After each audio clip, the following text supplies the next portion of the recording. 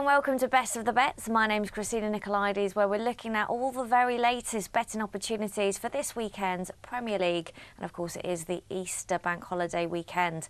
I have, as usual, regular guests, Gareth Walker, who's our bookie extraordinaire from Heaven Bets. Hello, Gareth. Hello, Christina. And Sam Diamond, who's our football expert and editor of bestofthebets.com. Hi, Sam. Hello. How you doing? Not so bad. Nice cardigan. Thank you. We are going to start with bottom of the form guide versus top of the form guide. It is Sunderland versus Manchester United. Gareth, what are the odds saying for this game? Sunderland are 5.9, the draw is 3.8, and Manchester United are 1.65. So if it could get any worse for Sunderland, I mean, it did this week, so Cattermole's out and Fletcher's going to be out for the rest of the season. It's a real kick in the teeth for Sunderland, isn't it? Isn't it? Yeah, it's ironic because Lee Cattermole was usually the one doing the kicking in the teeth. It's made what had become a hard job for Sunderland a lot more difficult, and it seems like the rest of the country has finally caught on to what myself and Gareth have been saying all season, and the fact that Sunderland are in real trouble. They're not very good. They're not very good. They're were 3 points above relegation drop. Yeah, they were lifeless against Norwich, against 10-man Norwich. Yeah. And it being a sort of a live televised game on a Sunday, everyone just got that opportunity to see just how bad they are. Yeah. They showed no sign of life when all the other sides at the bottom are. And now they've got these added problems, and Danny Graham doesn't look to be scoring goals. Well, who's going to score it? Well, exactly. And so I just can't really look beyond the away win, even though United have got another important game just 48 hours later. That's the one thing that you've really got to bear in mind here. I believe it's a 4-point cushion Sunderland. We've got all of that based on the games that they've won when opposition have had players sent off, which is an incredible run they've had. The problem I've got here with getting stuck into United is this big game on Easter Monday. It's worked out nicely for Sunderland, really. It's almost the best time you could possibly ask to play Manchester United with that game coming up 48 hours later. For those that think Sunderland can do something, Graham is 12 to score the first goal. Personally, I think United will win, but I wouldn't be going for a big margin of victory here. Maybe United to win by 1 goal is priced at 3.45.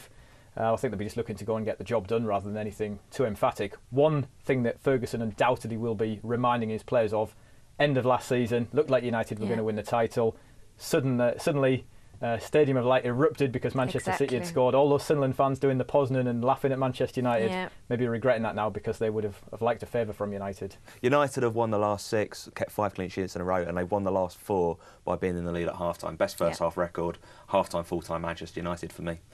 That's priced at 2.6. I'm just going to go United to win by 1, which is 3.45. So you've got a promotion for us, Gareth. Yeah, this game is the big game of the weekend that HeavenBet have got the big games, big names offer on. So if Wayne Rooney scores the first goal in this match, then HeavenBet will be refunding losing correct score and first last goal scorer bet. So maybe look for an alternative angle with that insurance. What about if Shinji Kagawa scores? Yeah, good idea actually. He's priced at 8. Wouldn't put you off him, definitely not. OK, we are going to move on to our next game, Southampton versus Chelsea. Southampton are 3.7, the draw's 3.6, and Chelsea slightly odds against, 2.05 for this one. It's hard to make a case for really backing them, isn't it? Especially when Southampton have got such a good record of turning over top teams this season. That win against Liverpool has given them a bit of breathing space at the bottom. I think now 4 points from the bottom 3. So they'll relish this game, and some of their players have really clicked into great form, and I think the one area that they've resolved is their goalkeeping situation. And I think Artur Boruc was excellent against Liverpool. He was really commanding, and he a very fine penalty save in injury time against Norwich before that.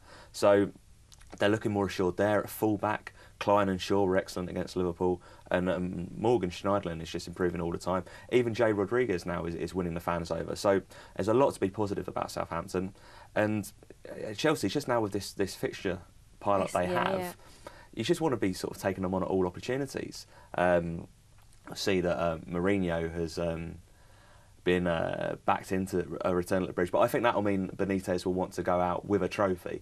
So I think the upcoming FA Cup games and Europa League games will be his priority. I think this is a good opportunity for Southampton. I really like Southampton here. They were great at home to Man City, great at home to Liverpool. I'll go 3-1 to Southampton, prepared to be bullish. Really like Southampton at 3.7. 3-1's 18.3. Ricky Lambert, always like the look of him to score first, 7.3. All manner of angles of getting with Southampton. I just think this Chelsea fixture pile-up is just a massive factor here. Yeah, it's not the same Chelsea side that won 5-1 at Southampton in the Cup. I like Southampton too. Yeah, I mean, having said that, Chelsea have got some decent reserves. Let's not dismiss the reserve team, but just attention and focus, all the rest of it, they'll be really have that eye on Stamford Bridge on Monday.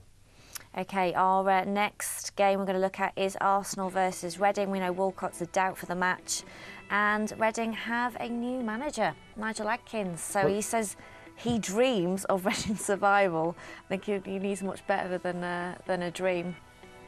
Well, it's the most one-sided game of the weekend on paper. Arsenal 1.25, the draw 6.3, and Reading 12 if you think that Adkins can get them off to a dream start. I think what he will try to do, and I think it will probably be carrying it on from what they did at Old Trafford, is try and keep Reading fairly solid, because they played Arsenal twice this season and they've conceded 12 goals. So I think that'll be his first port of call. We did very similar with taking the new managerial jobs at Scunthorpe and Southampton. His first priority was the defence.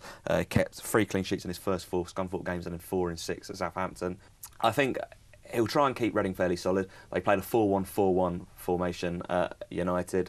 I think they'll do something similar.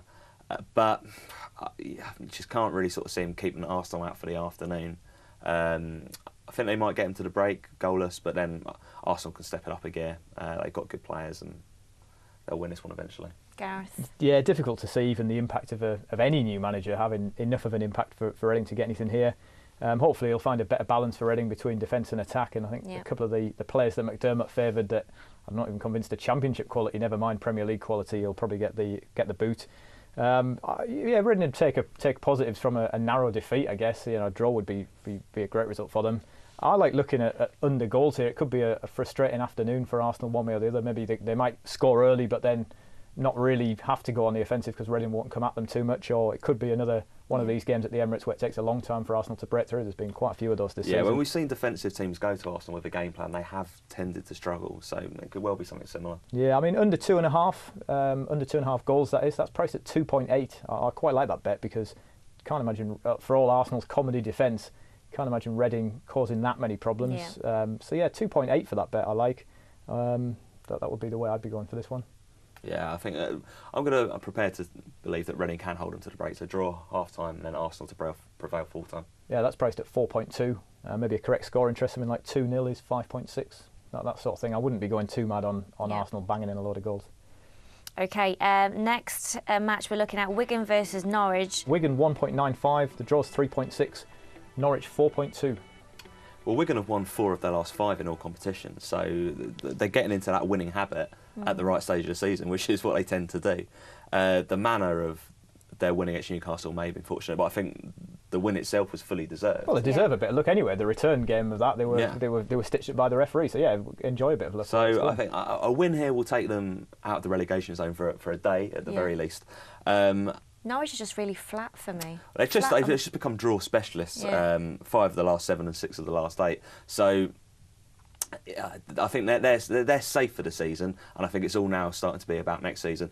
Having trouble scoring goals, but they've made this flagship signing in Ricky van Wolfswinkel. So they'll be terribly excited about that for the new season. They'll be fielding a third choice goalkeeper because of Bunn's sending off. But I just think this is a game Wigan have to win. They've got 3 away games in the league to follow. Although they have, produced some sort of better performances of late away from home. No clean sheets at home this season, so they need to do that. But I expect Wigan to win here. But I think it'll be tough. It'll be a tough afternoon. 1.95 it's tempting. Yeah, Norwich is solid. Only 1 win in 9, but you saw the resilience and fighting qualities at Sunderland. I'm almost tempted to go with 1 each here because Wigan have just got this sort of lack of killer instinct. They should win more games than they do. Yeah. And it could not quite be the outcome that they're wanting here. So I agree with that. 1-0 to Wigan. I think Wigan they're just getting into that winning habit now, and I think it's the right time to do it. The 3 times these two have met in the Premier League, both teams have scored. So yeah, I think you're sort of looking at 2-1 Wigan. 2-1 Wigan, which is 7.8, certainly would be good for the relegation battle if that happens. Yeah, keep it really interesting. With Tottenham chasing a Champions League spot, they are away to Swansea, and we're going to find out what Mike Holden has to say about this particular game. I think going to Swansea this weekend, I think it's a good fixture, just as it was a good fixture for Arsenal 2 weeks ago. The season cannot get any better for Swansea now, so you've got to worry about the incentive that's there. They're already in Europe. You know, the no relegation problems whatsoever. And I think that was kind of the difference when they played Arsenal a couple of weeks ago. I think the incentive was all with Arsenal, and it was clearly evident in the performance. So I can see Tottenham going there, taking the points, and keeping their assault on the top 4 places going this weekend. So that's probably the bet of Saturday's action for me is Spurs to win at Swansea. He likes Tottenham there. They're priced at 2.3 to win this one. Swansea 3.25, the draw 3.4, and then Mike's tip Spurs 2.3. Okay, what are the games we liking for Saturday? I'm really liking Man City versus Newcastle. Well, we all know which way you'll be going with that one. I assume 1.3 Man City doesn't tempt you. You got the draw at 5.4 and Newcastle at 10.1. I'm actually going to go for the draw. Draw 5.4. The game I like actually is the Everton-Stoke game, which is the late kick-off. I just think you've got to look at there not being many goals here. Fellaini and Pienaar both missing for Everton, Yeah. real big losses. Got to look at the unders here. I think it's a really, really solid bet. Under 2.5 goals, Yeah. priced at 1.8, or you can go under 2, which is basically if there's exactly 2 goals, you get your money back. That's priced at 2.3. There's incredible go stat. 0-0. Stoke Premier League games under 1.5 goals has copped 14 out of 30 times for Stoke this season. Certainly a good game. I'm sure Heavenbet will see a lot of business. People backing correct score and first goal scorers on this one because of the 0-0 money back offer that we've got. If any game finishes 0-0, we refund losing correct scorer and first last goal scorer bets. This game's got to be a contender for 0-0. Although I think Everton, I'd like to think Everton will just nick it by the odd goal. But I can't imagine it'll be a particular goal fest. Yeah, I think if you wanted to look at a goal scorer there, Leighton Baines is a good option. He's 11. Yeah. The other games, I'm not really sure how you're going to make a case for Newcastle getting anything at the Etihad Stadium because they've lost their last 6 to Man City and the last 4 by 2 or more goals. So I'm just thinking City. The pressure's on City. There's no I don't think pressure there's really any pressure on City. I don't think there's any pressure on them at all. They're going to finish second. Newcastle, I think, are more concerned now with this trip to Benfica on Thursday. That's all their season's about now. So I like Man City on the handicap minus 1.5 on the Asian. That's priced at 1.9. I think the other game, West Brom going to West Ham. West Ham, yeah. Last 4 times they've met, the game's been drawn. West Brom hard to beat, West Ham hard to beat at home. I can see that ended a stalemate again. So the prices for that one: West Ham 2.3, draw 3.4, and West Brom are 3.4 as well. 1 each there, 6.7. West Brom have only conceded 1 in the last 3 Premier League away games, but I've just got a fancy for West Ham. Some pretty shoddy defending against Chelsea last week, but they've scored in all but one of their home games this season. There's something there, and I just think the extra desire might just nick it for them there. So you've heard what Gareth and Sam have said about Saturday's games. Now we've been asking you to tweet all week, and we have some of your tweets for Saturday. At Tom Millard says, oppose Sunderland, no idea who they're playing, but steal Granny's purse and oppose them. Not sure if we can condone stealing Granny's purse, No. but certainly backing United at 1.65 will be of interest to Tom. Okay, and the other one of interest is a Sunderland-Southampton double over United-Chelsea with the FA Cup replay on the horizon, and that's from at North Monkey. He sounds a bit shrewd, North Monkey. That pays 20 for that double. Sunderland-Southampton, for all of Sunderland's woes, I wouldn't put him off the thinking behind that bet. Okay, best bet, Gareth, for Saturday?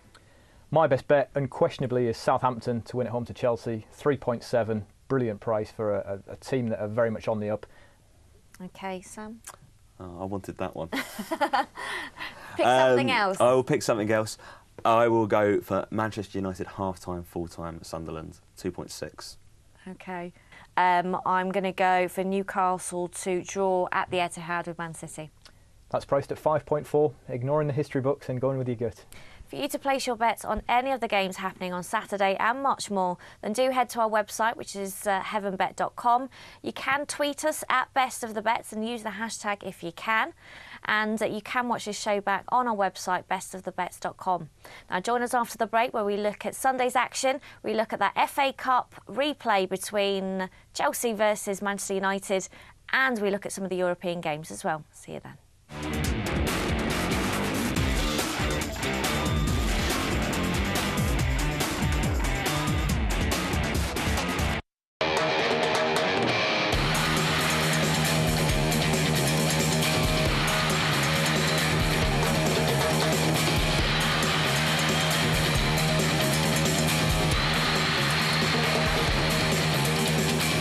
Heavenbet.com, a new betting site from Poker Heaven.